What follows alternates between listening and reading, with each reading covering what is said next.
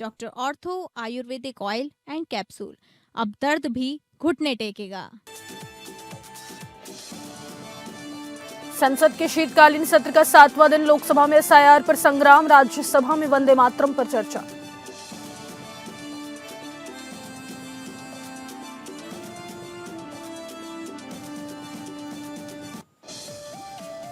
लोकसभा में गरजे असदुद्दीन ओवैसी, वंदे मातरम चर्चा पर बीजेपी को घेरा, कहा देशभक्ति दिखानी है तो गरीबी खत्म की जाए, कहा हमें नहीं चाहिए किसी से वफादारी का सर्टिफिकेट। यूपी एसआईआर मामले में एक बार फिर बढ़ेगी एसआईआर की अवधि, यूपी में 3.25 करोड़ गन्ना फॉर्म नहीं आए वापस, चुनाव आयोग गंभीर।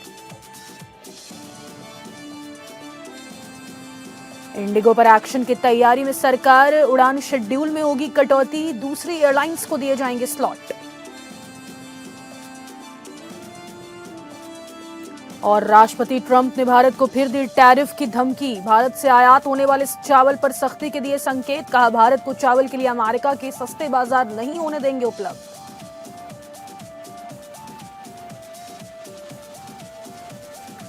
नमस्कार, स्वागत है आपका एपीएन न्यूज में। आपके साथ मैं हूं सदफ फातिमा। वक्त हो चला है टॉप अपडेट का।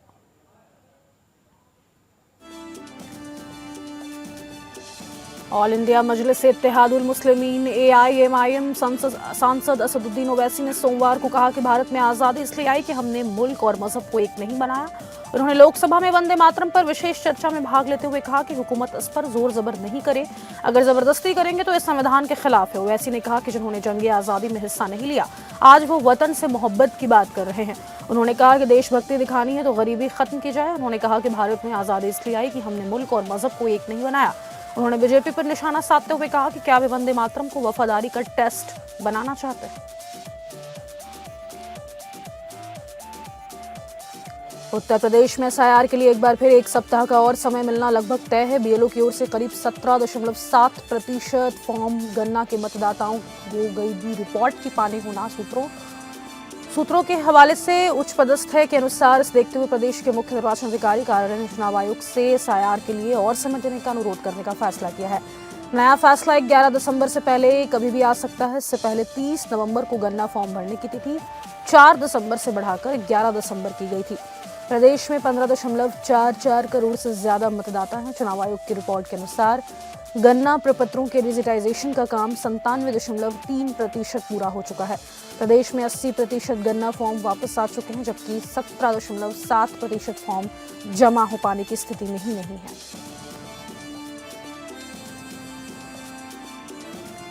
स्थानीय विस्थापित युवाओं द्वारा बोकारो आईटीआई मोड़ और बोकारो नगर सेवा भवन के सामने धनबाद सांसद ढुल्लू महतो का पुतला दहन किया गया। इस आक्रोश प्रदर्शन में शामिल स्थानीय युवाओं ने सांसद को विकास विरोधी बताया और उन पर बोकारो में प्रस्तावित एयरपोर्ट को धनबाद ले जाने की बात भी कही। धनबाद सांसद के मुर्दाबाद के नारे लगाए गए स्थानीय युवाओं द्वारा। वहीं पत्रकारों से बात करते हुए आक्रोशित प्रदर्शनकारियों ने बताया कि सांसद ढुल्लू महतो नहीं चाहते बोकारो से हवाई उड़ान उड़े, क्योंकि जब बीएसएल द्वारा बोकारो हवाई अड्डे को शुरू करने में अवरोध बन रहे, अतिक्रमण को हटाया जा रहा है, वह उस कार्य में बाधा उत्पन्न कर रहे हैं। भास्कर जाधव ने मीडिया से बातचीत करते हुए महेंद्र दद्दी को लेकर सवाल उठाया कि क्या मुख्यमंत्री ने क्लीन चिट दे दी है। इसके साथ ही उन्होंने दावा किया कि स्थानीय स्वराज्य संस्थाओं के चुनाव में पहली बार इतनी बड़ी मात्रा में पैसा वितरित किया गया है। जाधव ने आगे कहा कि एक मंत्री चारपाई पर हाथ में सिगरेट लेकर बैठे थे, यह देखना सरकार की जवाबदेही पर बड़ा सवाल खड़ा करता है। इतना ही नहीं, कुछ मंत्री हेलीकॉप्टर से पैसों की बोरियां गिराते हुए ले जा रहे थे, ऐसा गंभीर आरोप भी उन्होंने लगाया। सत्ताधारी पक्ष के पास इतनी बड़ी मात्रा में कैश आता कहां से है, यह सीधा सवाल उठाते हुए उन्होंने आर्थिक पारदर्शिता पर प्रश्न चिन्ह लगाया।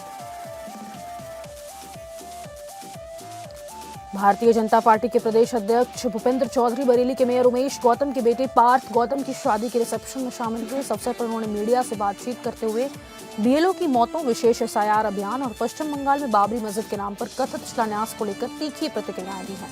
बरेली आगमन के दौरान मीडिया द्वारा बीएलओ की लगातार हो रही मौतों और विशेष मतदाता पुनरीक्षण अभियान को लेकर पूछे गए सवाल पर भाजपा के प्रदेश अध्यक्ष भूपेंद्र चौधरी ने विपक्ष पर गंभीर आरोप लगाए। उन्होंने कहा कि विपक्ष का एजेंडा एक षड्यंत्र के तहत लोकतंत्र को कमजोर करने का है। प्रदेश के उद्यान, कृषि विपणन, कृषि विदेश व्यापार और कृषि निर्यात मंत्री दिनेश प्रताप सिंह ने राजधानी लखनऊ में मखाना विकास योजना के शुभारंभ की घोषणा की। प्रेस वार्ता के दौरान मंत्री ने बताया कि केंद्र सरकार ने वर्ष 2025 में राष्ट्रीय मखाना बोर्ड का गठन किया और प्रथम चरण में 10 राज्यों में योजना लागू की है, जिसमें उत्तर प्रदेश शामिल है। उत्तर प्रदेश में योजना को सफल बनाने की जिम्मेदारी उद्यान विभाग को सौंपी गई है। वित्तीय वर्ष 2025-26 की कार्य योजना को केंद्र सरकार ने स्वीकृति दी है और 158 लाख रुपए जारी किए।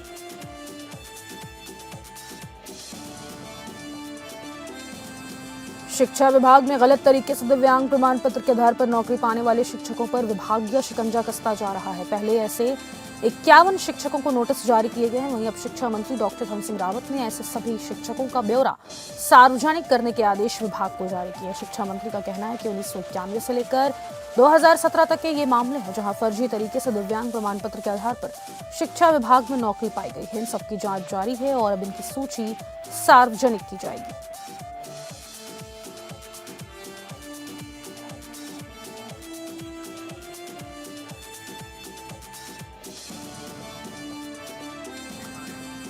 ग्यारह दिसंबर को पीआरडी जवानों के स्थापना दिवस के मौके पर उनके लिए एक अच्छी खबर है। दरअसल धामी सरकार ने बीमार होने पर यदि पीआरडी जवान अस्पताल में भर्ती रहता है तो 6 महीने तक उसका मानदेय नहीं रोका जाएगा। सचिवालय में आयोजित स्थापना दिवस की तैयारी समीक्षा बैठक में विभागीय मंत्री रेखा आर्या ने अधिकारियों को इसके निर्देश दिए हैं। बैठक के बाद मंत्री रेखा आर्या ने कहा कि पीआरडी जवान यदि बीमार है और अस्पताल में भर्ती रहता है तो अब 6 महीने तक उसका मानदेय नहीं रोका जाएगा। वहीं विभाग पीआरडी जवानों की सभी जायज मांगों पर सहानुभूतिपूर्वक विचार कर रहा है। पीआरडी जवानों को मिलने वाली सहायता राशि में इजाफा करने और बीमार होने की दिशा में मानदेय नियमित रूप से देने के निर्देश भी जारी किए गए।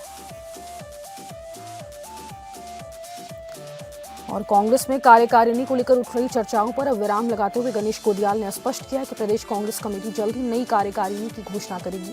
उन्होंने कहा कि कार्यकारिणी को लेकर जानबूझकर भ्रम का माहौल बनाया जा रहा है, जबकि सच ये है कि पार्टी की पहले से गठित कार्यकारिणी अभी भी प्रभावी है और उसी को वैध माना जा रहा है। गणेश कोडियाल का कहना है कि जैसे ही नई कार्यकारिणी का गठन पूरा होगा उसे आधिकारिक मान्यता दे दी जाएगी। उन्होंने कहा कि कुछ लोग यह प्रचारित कर रहे हैं कि कांग्रेस में कार्यकारिणी घोषित ही नहीं, लेकिन यह पूरी तरह गलत है।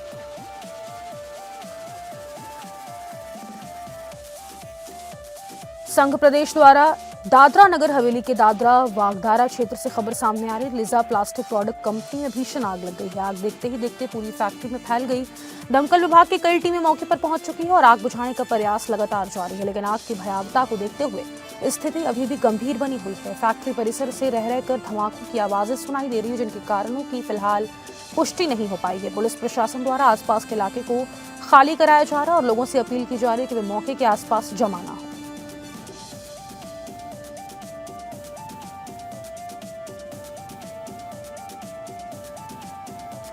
मथुरा के डहरोली गांव में परचून दुकानदार महादेव की हत्या मामले में बड़ा खुलासा हुआ है। पहले हत्या के लिए कुल्हाड़ी के इस्तेमाल की आशंका जताई जा रही थी, लेकिन फॉरेंसिक जांच और पुलिस पूछताछ में सामने आया है कि महादेव की हत्या डंडे से बेरहमी से पीट कर की गई है।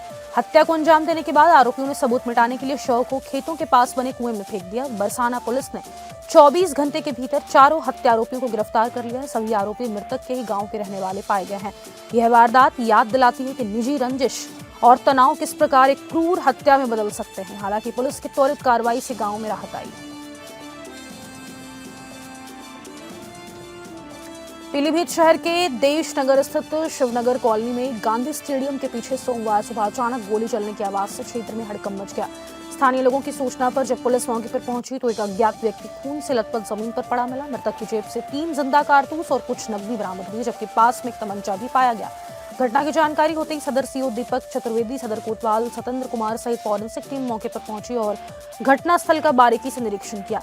प्रथम दृष्टया पुलिस ने इस मामले को आत्महत्या माना है। पुलिस हर पहलू को ध्यान में रखते हुए पूरे क्षेत्र का निरीक्षण कर रही है और मामले की अहम जांच जारी है।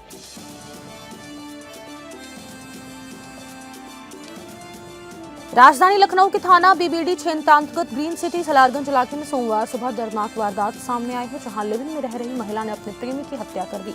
घटना की जानकारी मिलते ही पुलिस के वरिष्ठ अधिकारी भारी फोर्स के साथ मौके पर पहुंचे और जांच शुरू कर दी है। फैजाबाद रोड स्थित सलारगंज क्षेत्र में रहने वाले 35 वर्षीय सूर्य प्रताप सिंह, जो अवरेडी कंपनी में एग्जीक्यूटिव मैनेजर के पद पर तैनात थे, उनकी गला रेत कर हत्या कर दी गई है। प्राथमिक जांच में सामने आया है कि सूर्य प्रताप पिछले लगभग 4 वर्षों से एक महिला रत्ना के साथ लिव इन रिलेशन में रह रहे थे।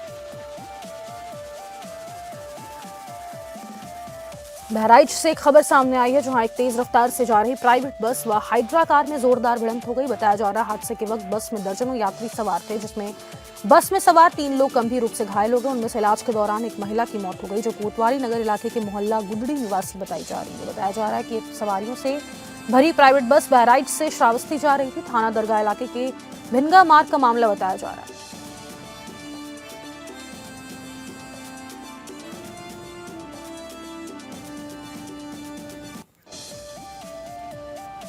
और बहराइच जिले के नानपारा रेंज क्षेत्र से एक बड़ी और राहत भरी खबर सामने आई है। शिवपुर विकास खंड के इस ग्राम बल्दुपुरवा में बीते कई दिनों से दहशत के कारण बना तेंदुआ आखिरकार वन विभाग द्वारा लगाए गए पिंजरे में कैद कर लिया गया।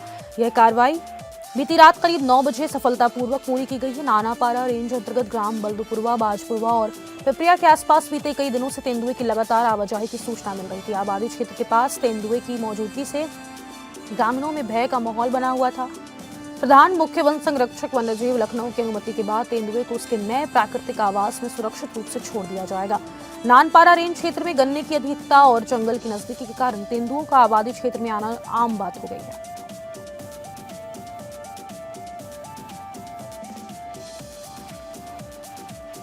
रानी दुर्गावती मेडिकल कॉलेज से विचाराधीन कैदी फरार हो गया। बताया जा रहा है कि पुलिस वालों को चकमा देकर कैदी फरार हो गया। कैदी की सुरक्षा में तैनात 4 हेड कांस्टेबल के खिलाफ मुकदमा दर्ज कराया गया। पुलिस ने फरार कैदी के ऊपर 25,000 का इनाम घोषित किया है। बताया जा रहा है कि चोरी के आरोप में बांदा जिला कारागार में कैदी बंद था और 17 नवंबर 2025 को इलाज के लिए रानी दुर्गावती मेडिकल कॉलेज लाया गया था, जहां से कैदी फरार हो गया।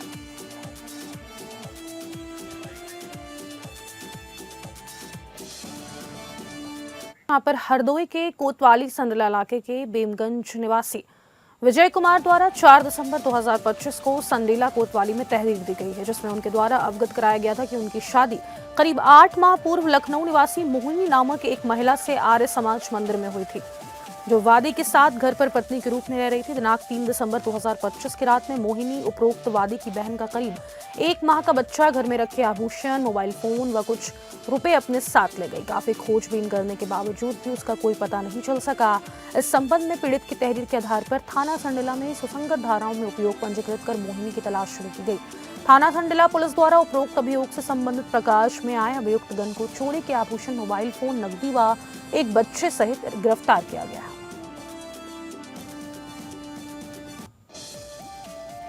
जनपद में सक्रिय हुआ जाली करेंसी खपाने वाला गिरोह गिरफ्तार। लाखों रुपए की करेंसी के साथ युवक गिरफ्तार हुआ। बताया जा रहा है कि एक अन्य आरोपी भी फरार है।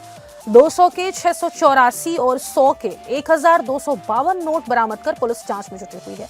देवेंद्र अहिरवार नामक युवक को गिरफ्तार कर जाली करेंसी पुलिस ने बरामद कर लिया है। फरार आरोपी अंकुर की गिरफ्तारी के प्रयास में पुलिस जुटी हुई है और बेलाताल रेलवे स्टेशन के पास से आरोपी देवेंद्र को गिरफ्तार कर लिया गया। गोवा के एक नाइट क्लब में आग लगने से 25 लोगों की मौत के दिल दहला देने वाले हादसे के बाद कन्नौज प्रशासन पूरी तरह सतर्क हो गया है। जिले के छिबरामऊ कस्बे में फायर स्टेशन की टीम, अग्निशमन अधिकारी और छिबरामऊ थाना पुलिस ने संयुक्त रूप से होटल, रेस्टोरेंटों पर फायर सेफ्टी की व्यापक जांच की है। छिबरामऊ कस्बे में स्थित कई रेस्टोरेंट और होटलों पर फायर यंत्रों की उपलब्धता और उनके सही उपयोग को लेकर सघन निरीक्षण किया गया। नैनीताल जनपद के ओखल कांडा ब्लॉक के खनसियों क्षेत्र में वाइल्ड लाइफ क्राइम और चरस तस्करी की सूचना पर गई एसटीएफ टीम पर बदमाशों ने फायरिंग कर दी। इस घटना में एसटीएफ के सिपाही भूपेंद्र मरतोलिया और टीम के एक मुखबिर घायल हो गए।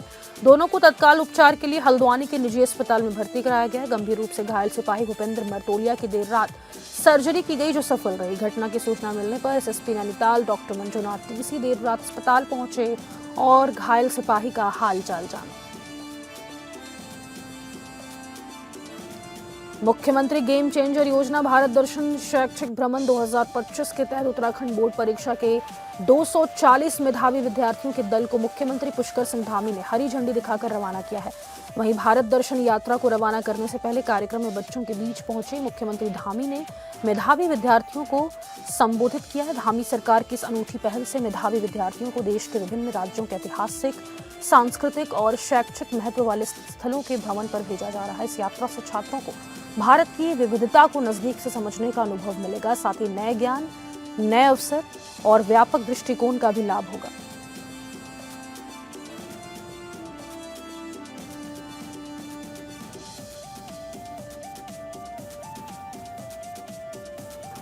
वन विभाग ने आम जनता से सीधे संवाद करने के लिए सभी डीएफओ और रेंज कार्यालयों में प्रत्येक माह के अंतिम शनिवार को प्रभाग दिवस मनाने का फैसला किया, जिसके प्रमुख वन संरक्षक कार्यालय में आदेश भी जारी कर दिए गए हैं। प्रमुख वन संरक्षक उत्तराखंड आर के मिश्र का कहना है कि प्रभाग दिवस का मकसद आम जनता से सीधा जुड़ना है। कई बातें और सुझाव ऐसे होते हैं जो विभाग तक नहीं पहुंच पाते, लेकिन प्रभाग दिवस के माध्यम से आम जनता से विभाग का सीधा संवाद होगा, जहां कई बातें निकलकर सामने आ सकती है।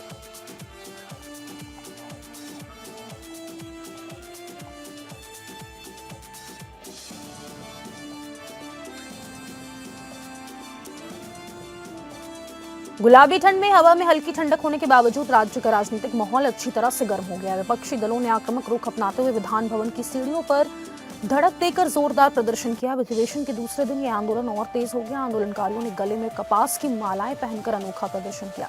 कपास को उचित भाव दो, यह उनकी मुख्य मांग थी। किसानों को उचित मूल्य नहीं मिल रहा है, ऐसा आरोप लगाते हुए किसानों को न्याय दो जैसी जोरदार नारेबाजी की गई। इसके अलावा किसानों को कर्ज माफी मिलनी ही चाहिए, इस मांग को भी दोहराया गया। सरकार ने किसानों की समस्याओं पर तुरंत ध्यान देकर ठोस निर्णय लेने चाहिए, ऐसी मांग विपक्ष की ओर से की गई।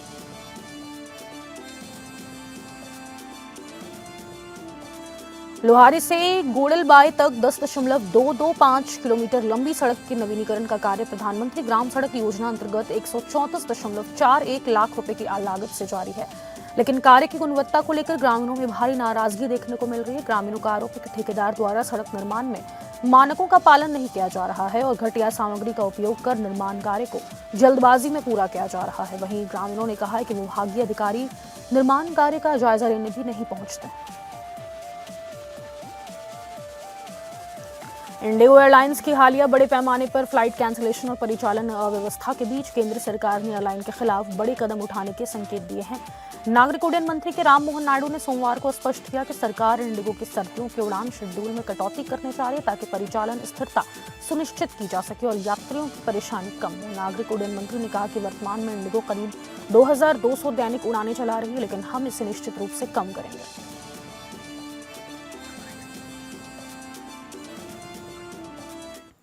और टॉप अपडेट में फिलहाल के लिए इतना ही। मुझे दीजिए इजाजत। नमस्कार।